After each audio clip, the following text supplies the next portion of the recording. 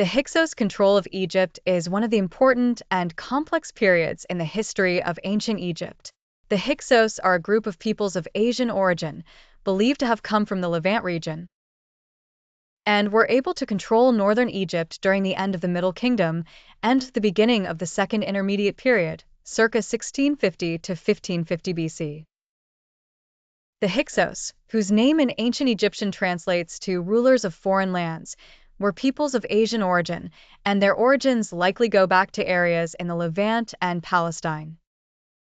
The Hyksos were not just one group, but rather an alliance of different peoples, including Semites, Canaanites, and perhaps some Hittites.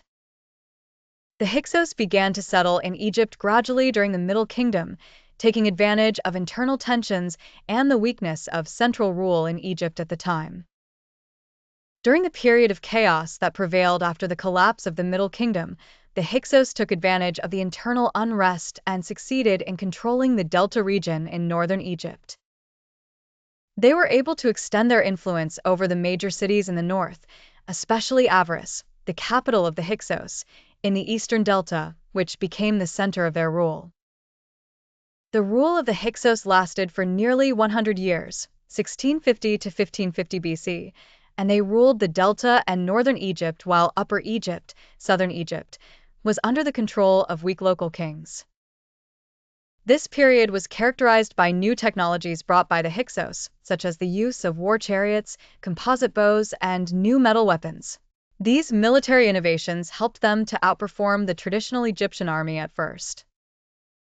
Although the Hyksos were foreign rulers, they adopted many aspects of Egyptian culture, including the use of the Egyptian language and Egyptian religious traditions.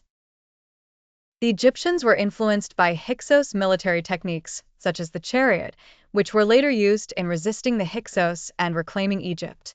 During their rule, the Hyksos maintained strong trade relations with the Levant and Mesopotamia, making Egypt part of a wider trade network. Apipi and Seqenenre were the most famous Hyksos kings.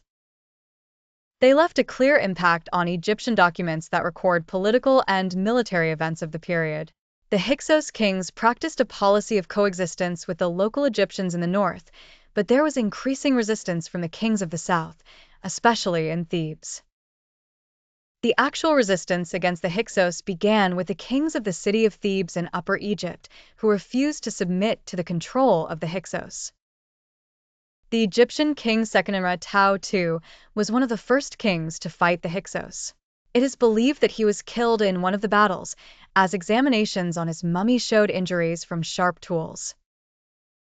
Kamose, the son of Seqenenre, continued the resistance to the Hyksos and launched military raids on Avaris, the capital of the Hyksos.